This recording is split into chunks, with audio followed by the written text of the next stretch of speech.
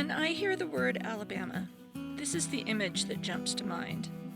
This is Bellingrath Gardens outside of Mobile, Alabama. I've only been there once, when I was 14 years old and my Girl Scout troop took a long-anticipated road trip to Florida. My mom was one of our chaperones, and she loved our brief stop at Bellingrath Gardens, and so did I. I had my mom all to myself. I didn't have to share her with my 3 brothers or with the family restaurant business, and we took this picture. A few short weeks after we returned from this trip, my mom was diagnosed with cancer, and a year and a half later she died. So when I hear the word Alabama, I think of my mom and this picture. The names of the states, the names of anything really, induce images in our minds. When some people hear Alabama, they might think of the Edmund Pettus Bridge, where the Civil Rights March was twice brutally turned back by police. Some might think of Truman Capote and Harper Lee, growing up together in Monroeville, Alabama, the crucible that forged them into the literary phenoms they would become. Names matter. They are the foundations of the latticework of connections in our brains. Those connections can be personal, cultural, even painful and joyful at the same time. The names of our states produce these connections, but I think it's important to know where those names come from and who got to decide to affix these labels to our land. In the case of Alabama, that process produced a couple of mysteries, and the first one takes me back to a different Girl Scout trip I once took. This time, we went to a local Indian reservation near my hometown. The reservation belonged to the Alabama Coushatta tribe. They taught us to make pine needle baskets, and I didn't ask at the time, but I always wondered, why do the Alabama Indians live in Texas?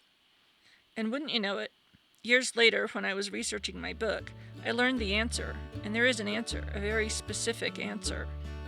Of course, the Alabama and Coushatta Native Americans used to live on the Alabama River in Alabama. The name is Muskegon and means thicket clearers, because they were known to clear some of the densest woods to live in. They were among the first to encounter the Spanish conquistadors in Hernando de Soto's 1540 expedition to North America.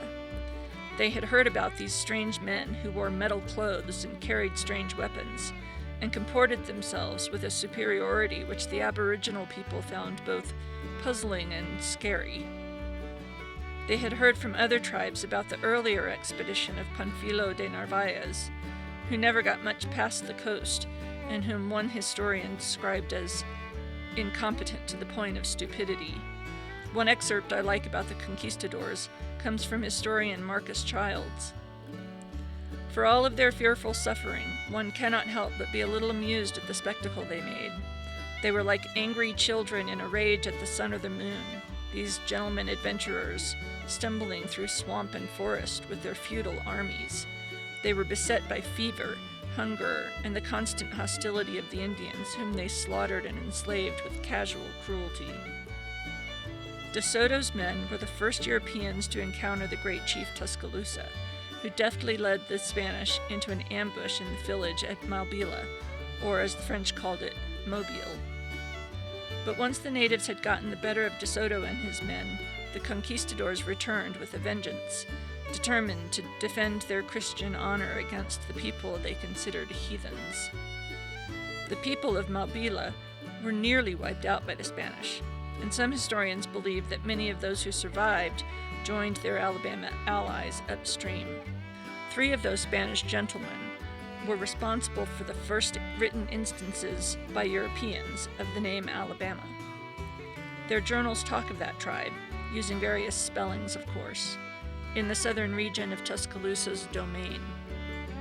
We know that starting in the 16th century, all of the land in North and South America was jealously claimed by powerful European countries, mostly England, Spain, and France, but also the Netherlands, Portugal, Sweden, and others, but without regard to the people who already lived there.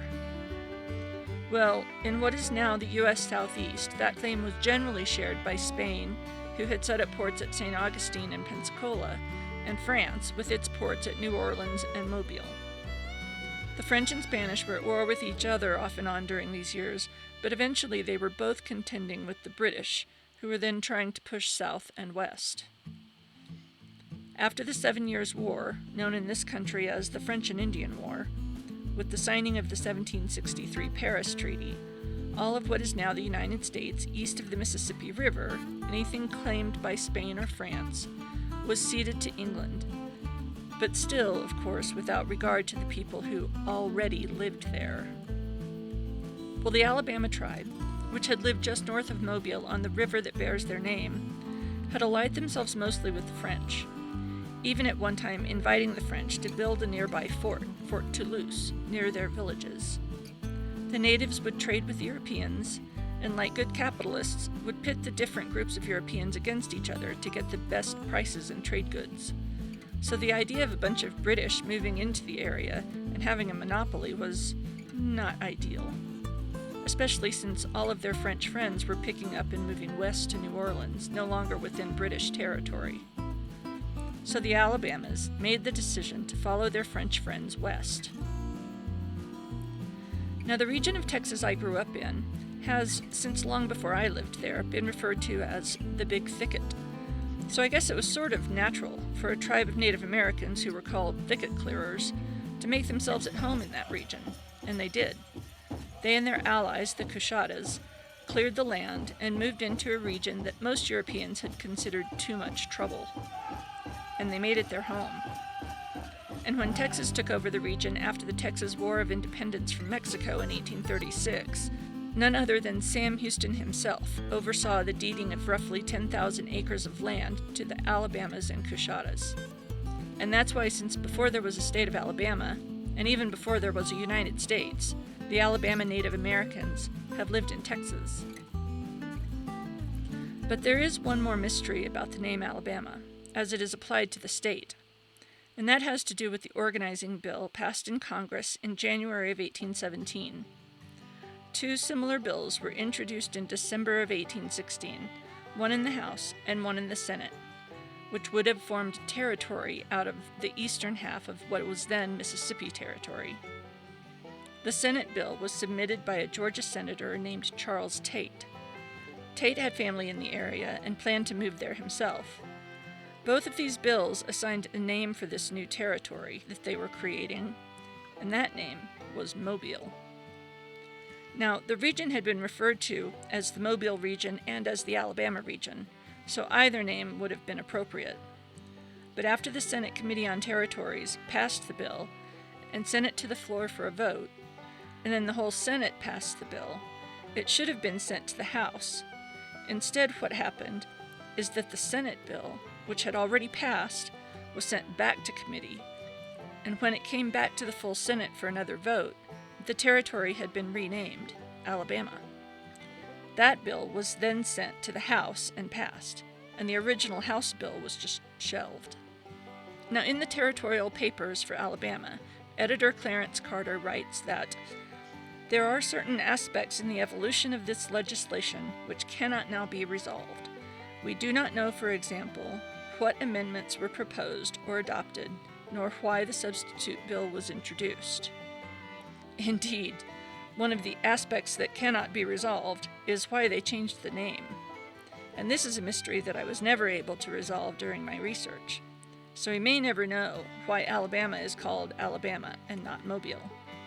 But I guess Sweet Home Mobile doesn't quite have the same ring to it.